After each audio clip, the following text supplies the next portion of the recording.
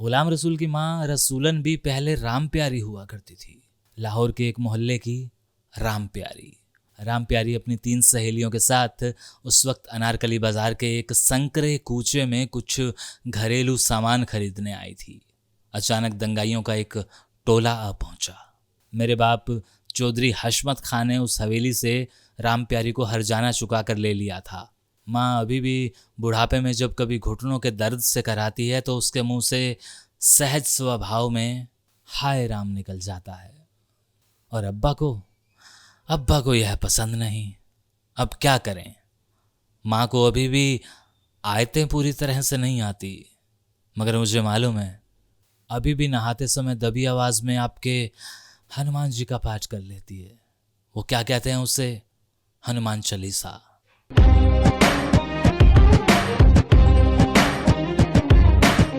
गुलाम रसूल। गुलाम रसूल मुझे लाहौर के एक छोटे से रेस्तरा के एक कोने में बैठा मिला था। वह लाहौर की मेरी दूसरी यात्रा थी। पहली यात्रा के दरमियान उससे मुलाकात हो गई थी जब मैंने उससे पाकपटन के उस मकान की कोई फ़ोटो मुहैया कराने का आग्रह किया जहां मेरा जन्म हुआ था, यानी डॉक्टर चंद्र त्रिखा का जन्म। वह मुझे भाईजान कहता था। उसके अब्बा पाकपटन के थे, शायद इसलिए या फिर मेरी उम्र के तकाजे से। पहली मुलाकात में उसने तकाजा किया था, आप तो अखबारों में लिखते हैं, क्यों नहीं उन औरतों के बारे में लिखते जो बंटवारे के दौरान वहशियत का शिकार बन गई थी। आप लोगों ने तो यह सारा काम हमारे मंटो पर ही छोड़ दिया था। पर मंटो तो अदीब था, अखबार नवीस नहीं था। तारीख के स्याह हाशिए वाले उन पन्नों को भी तरतीब मिलनी चाहिए। और इस बार दूसरी दफ़ा जब उससे मिला तो उसने अपना पुराना इसरार दोहराया। तभी सोच लिया था कि इस बार लौटते ही यह काम करूँगा।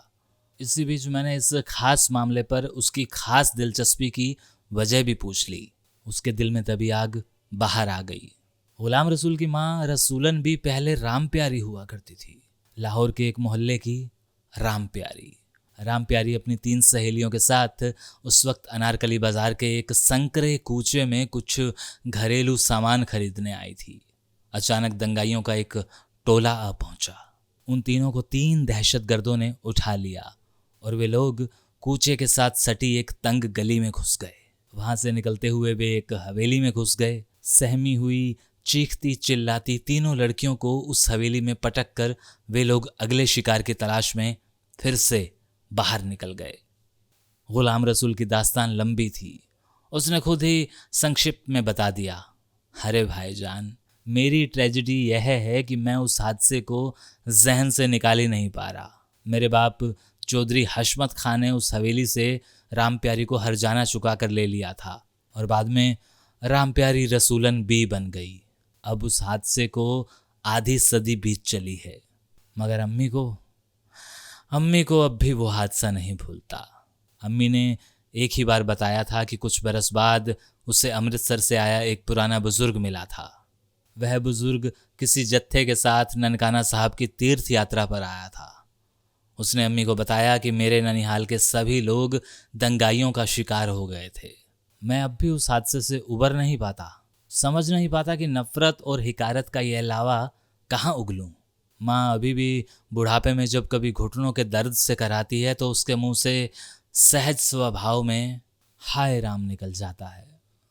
और अब्बा को यह पसंद नहीं। अब क्या करें? माँ को अभी भी आयतें पूरी तरह से नहीं आती, मगर मुझे मालूम है अभी भी नहाते समय दबी आवाज में आपके हनुमान जी का पाठ कर लेती है। वो क्या कहते हैं उसे? हनुमान चालीसा। तुलसी का पौधा लाने का इसरार कर देती है।